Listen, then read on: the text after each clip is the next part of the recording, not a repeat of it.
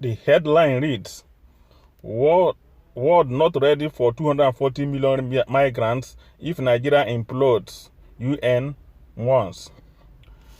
Hello, my wonderful viewers. You're welcome back to my channel.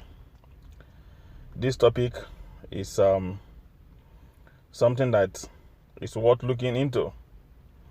As UN asks Nigerian youths to help build country, that if the country implodes, 240 million people that will migrate from Nigeria to other countries, that United Nations are not prepared to accommodate them. If you hear this type of news, you will think that UN actually is concerned about Nigerians' plight or what is happening in Nigeria, or at least that UN know that there is a problem in Nigeria. If you reason like Fulani people, you will say yes. But if you don't reason like them, you will understand that this is a fabricated something, that UN can never ever advise Nigerian youths to help build a country. UN can never advise individuals. Rather, the UN is supposed to advise the government if there is a problem. Anyway, I'm going to read this news for you in full. But before then, if you are new to my channel, please be part of the channel. Don't fail to subscribe, support the channel, share the news. God will bless you as you do so. If you are old subscriber or part of this channel, I thank you so much for so doing. God will bless you, continue to bless you as well. So let me read this news for you first, and then we'll analyze it. The United Nations have warned youths not to work against the interests of the country, saying the world won't be able to accommodate 240 million Nigerians as migrants should the country implode. Deputy Secretary General of the United Nations, Mrs. Amina Mohammed, I repeat, Mrs. Amina Mohammed, who said this in a statement signed by the National Information Officer, UN Office, Nigeria, Oluseyi Soromekun, cautioned Nigerian youths to start building the country with their God-given skills and talents. She spoke against the backdrop of the roles youths played in the EndSARS protest that eventually turned destructive, following the hijack of the protest by hoodlums, as well as the strident attacks on the country by young Nigerians on social media. The statement, titled, "Be Proud of Nigeria, Don't Condemn Her, Don't Lose Hope," reads, "You have gotten education, you have the tools, and you have a huge future ahead of you, and you are condemning yourself before you start on the journey. Do not do that. Be proud of Nigeria, your country. Do not condemn her, and do not lose hope. If you think Nigeria is worse than better, then how are you going to turn it around? If you do not want to build this nation, I do not know where you want to go. I can assure you, the world is not ready to take 240 million Nigerians. Therefore, let's think about how to salvage it together," Mohammed was quoted as charging youths.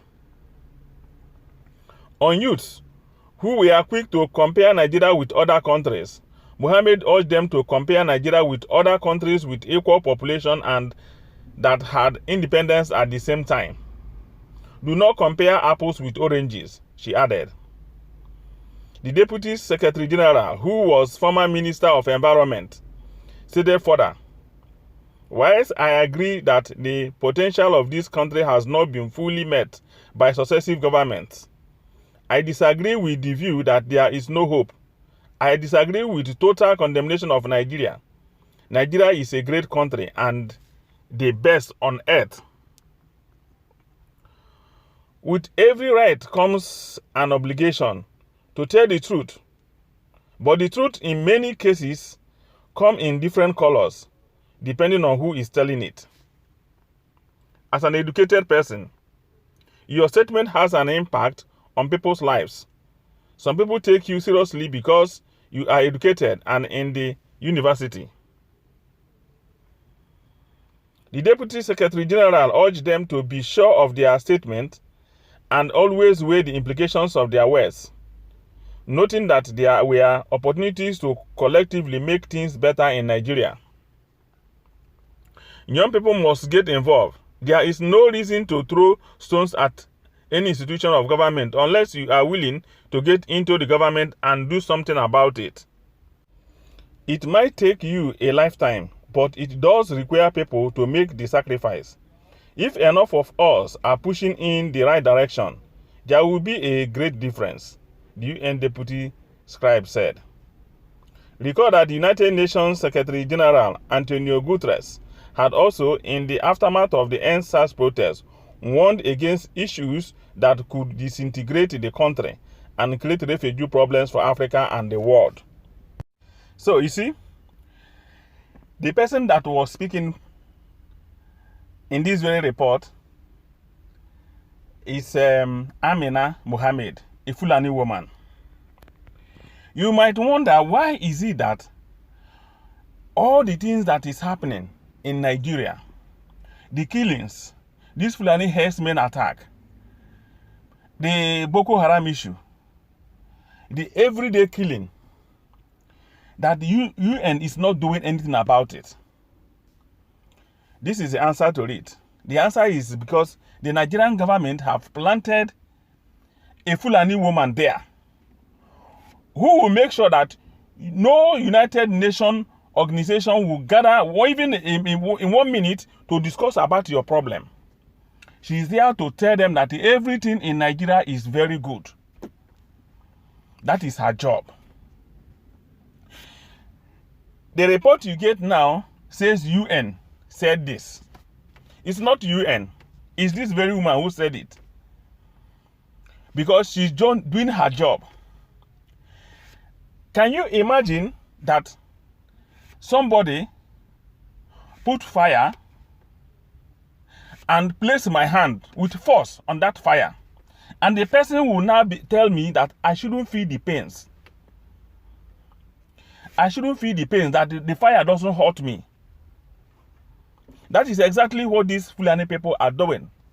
They've set fire and forced our hands in that fire, but telling us, no, it is as cool as ice water. That is exactly what is going on. She is doing her job. Her job to suppress the truth before United Nations, so that you and me will be conquered. Just the way they conquer the Hausas and tell them that today is God that made them to be poor, and God that made them, the Fulanis, to be their governors, to be their rulers. That is what they want to apply to all of us. And tell us, oh, don't worry, it is the will of God, it is the will of Allah that we have to be poor, that we shouldn't have employment. It is the will of God that everything is fine, that Nigeria is paradise. That is exactly what she's doing. Fulani has taken over everything in Nigeria. You are talking of posts, important positions in Nigeria.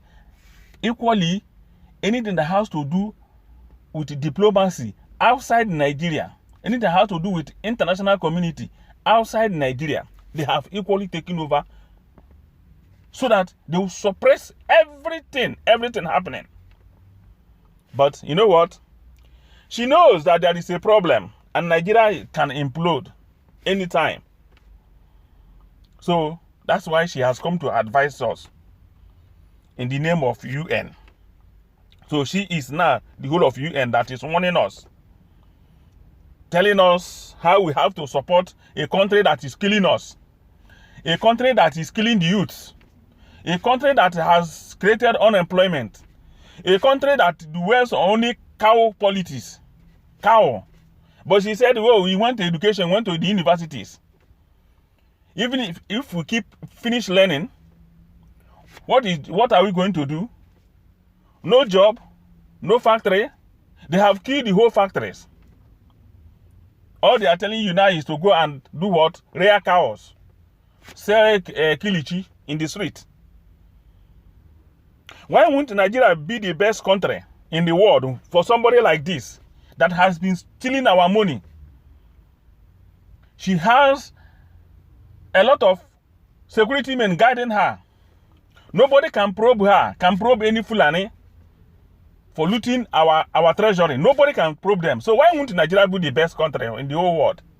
A country that doesn't have light, that does not employ their youth, does not employ graduates.